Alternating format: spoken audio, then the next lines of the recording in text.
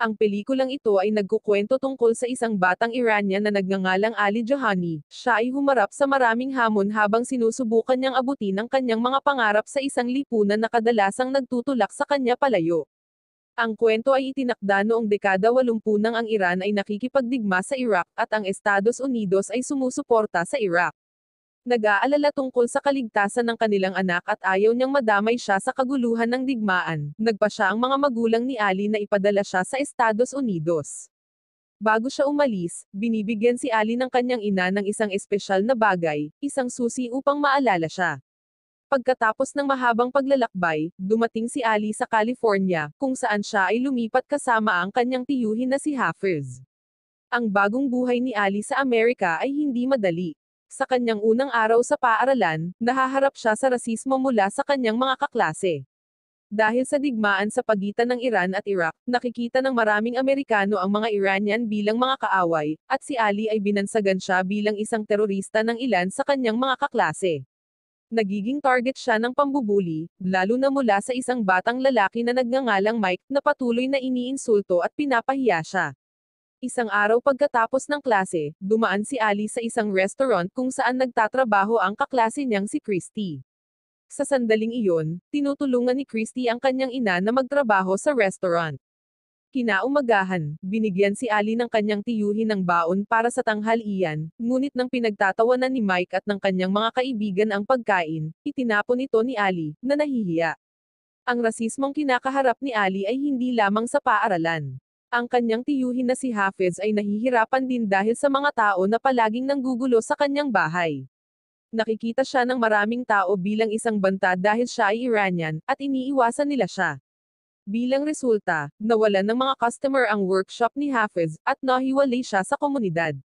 Bumalik sa paaralan, sinubukan ni Ali na makibagay sa pamamagitan ng pagsali sa mga palakasan na aktibidad. Isinasaalang-alang niyang sumali sa koponan ng football ngunit nagbago ang kanyang isip nang malaman niyang kasama si Mike sa koponan. Naisipan niyang sumali sa basketball team ngunit parang hindi rin siya bagay sa larong iyon. Isang araw, habang tinitingnan ni Ali ang mga trofeo na napanalunan ng kanyang paaralan sa iba't ibang palakasan, bigla siyang binangga ni Mike, at siya ay bumagsak. Ang dalawa ay nag-away, at ang punong guro, si Mr. Skinner, ay pumasok upang pigilan ang away. Sa sandaling iyon, binalaan niya si Ali na huwag nang magdulot ng anumang gulo dahil maaari siyang mapatalsik sa paaralan. Nang maglaon, pagkatapos ng klase, nakita ni Ali si Christy na pinapagalitan ng kanyang ina dahil hindi siya pumasa sa pagsusulit. Hindi lang iyon, nagbanta rin ang kanyang ina na ibebenta ang kanyang sasakyan bilang parusa. Dahil naaawa kay Christy, nag-aalok si Ali na tulungan siya sa pag-aaral. Dahil magaling siyang mag-aaral, naniniwala siyang matutulungan niya si Christy na mapabuti ang kanyang mga marka. Sa hindi inaasahang pagkakataon, pumayag si Christy, nagpapasalamat sa kanyang kabaitan. Nang gabing iyon, pumunta si Ali sa gym ng paaralan kung saan nagaganap ang isang wrestling tournament. Pinapanood niya ang wrestling team ng kanyang paaralan na nakikipagkumpetensya at nabighani siya sa larong iyon. Nang makitang naglalaban ang mga wrestler, nakaramdam si Ali ng kislap ng pananibik at nagpa siya na gusto niyang sumali sa koponan.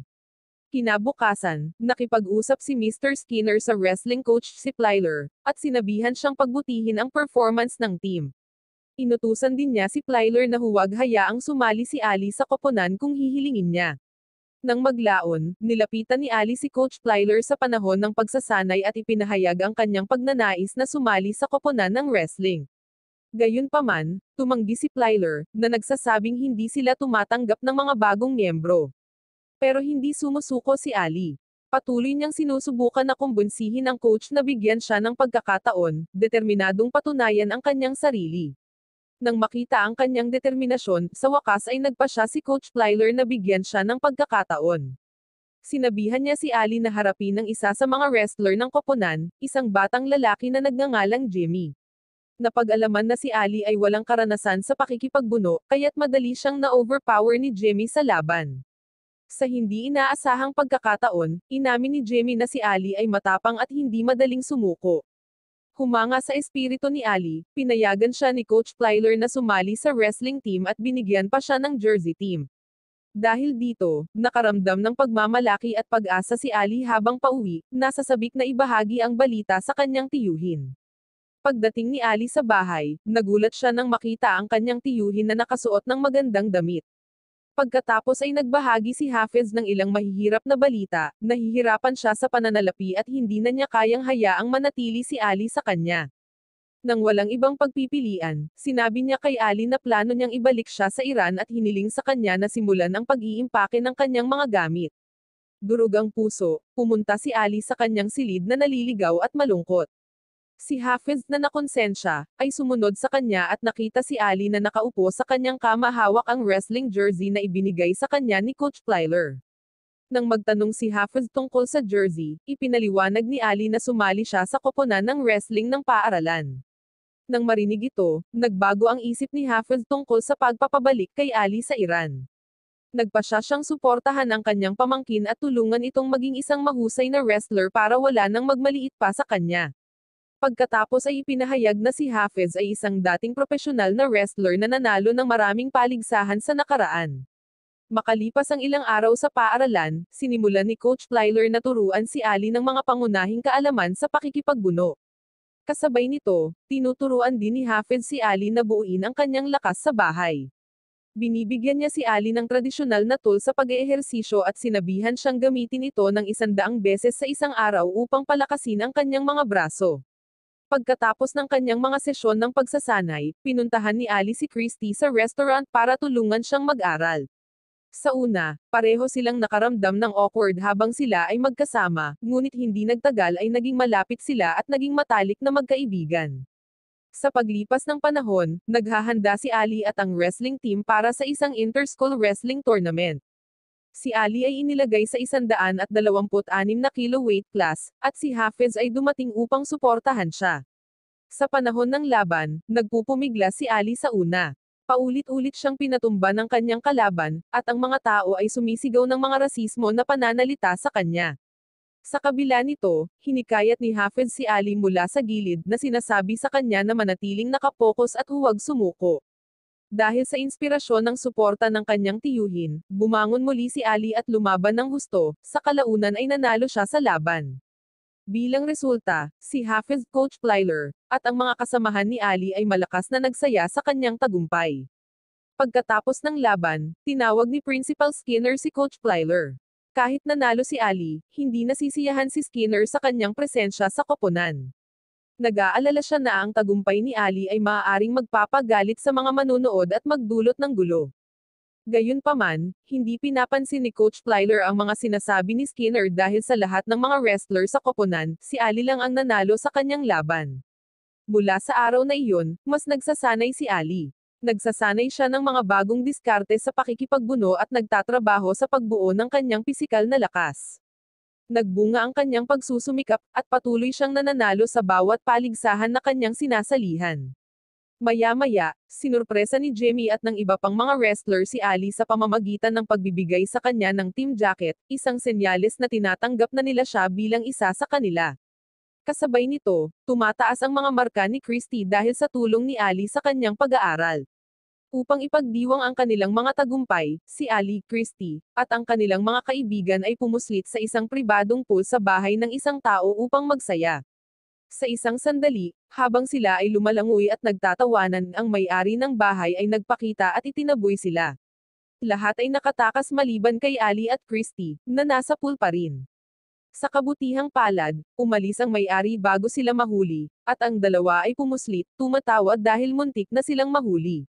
Ang kwento pagkatapos ay lumipat sa isang binata na nagngangalang Roman, ang naghaharing kampyon ng mga kompetisyon sa wrestling sa mataas na paaralan. Tila, narinig ni Roman ang tungkol sa kahangahangang sunod-sunod na panalo ni Ali sa mga inter-school wrestling tournament. Dahil wala pang nakalapit sa record ni Roman, nakaramdam siya ng banta sa tagumpay ni Ali.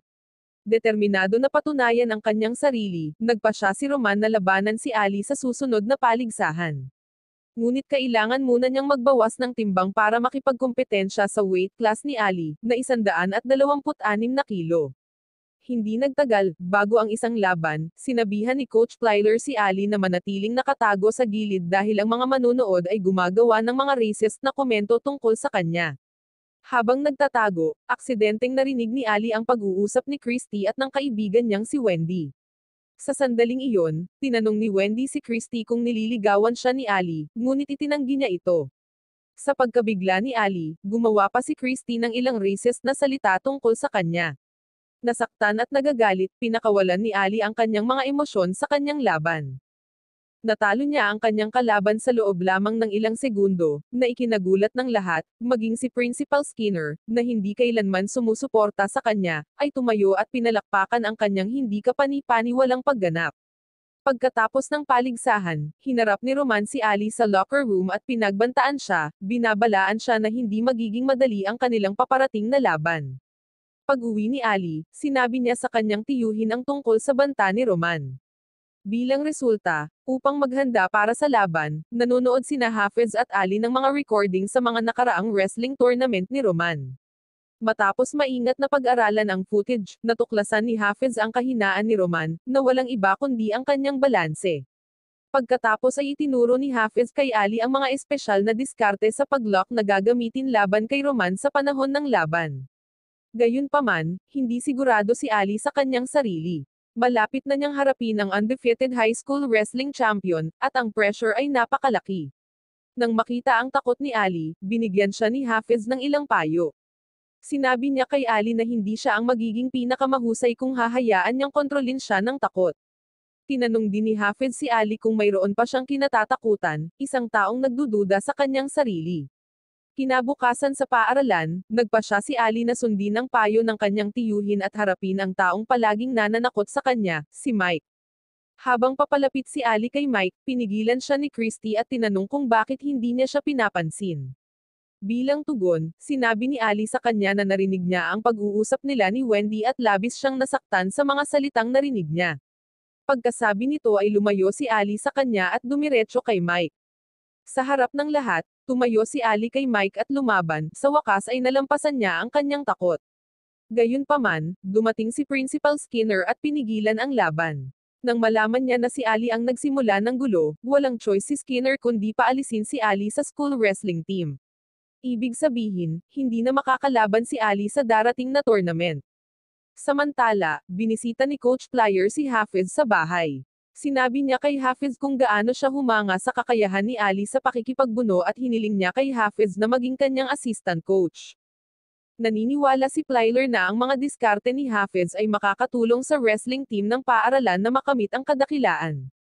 Kasabay nito, walang pag-aalinlangan na pumayag si Hafez. Kinabukasan, sinimulan ni Hafez ang pagsasanay sa koponan kasama si Plyler habang si Ali ay nanunood mula sa gilid, nakaramdam ng pagkawala at pagkabigo pagkatapos na maalis sa koponan.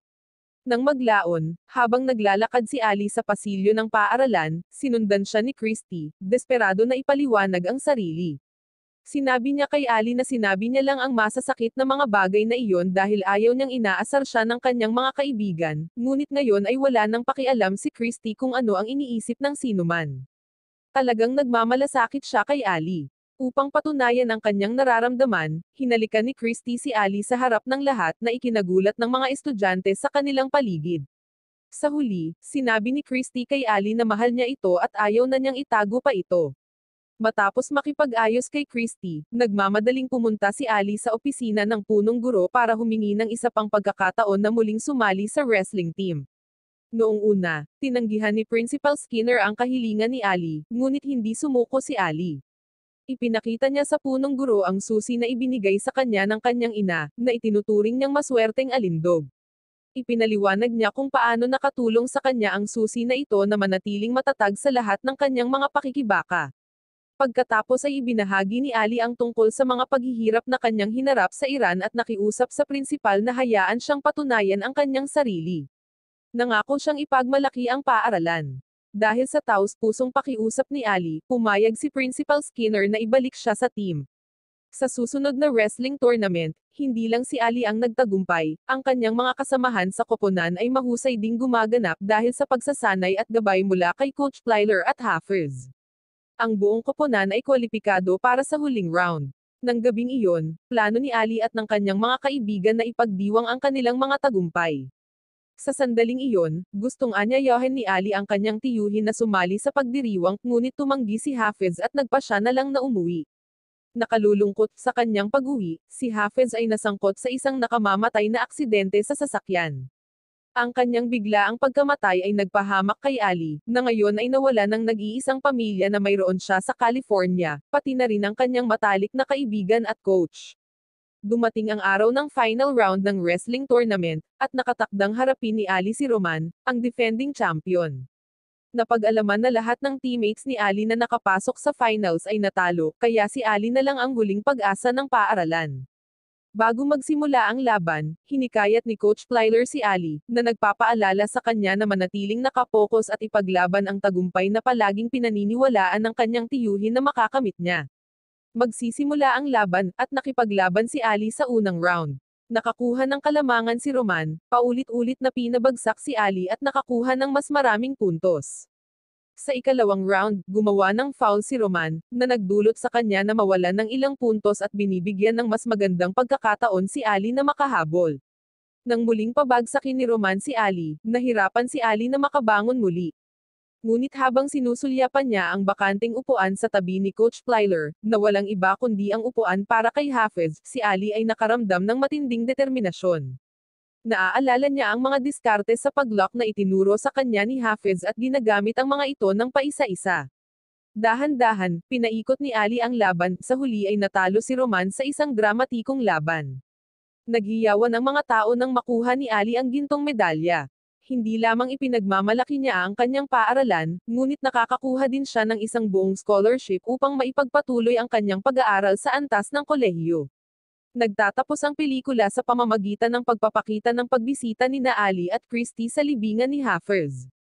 Bago umuwi, inilagay ni Ali ang kanyang napanalunang medalya laban kay Roman sa lapida ng puntod ng kanyang tiyuhin. Wow naman! Doon nagtatapos ang pelikula mga idolo, salamat sa inyong panonood.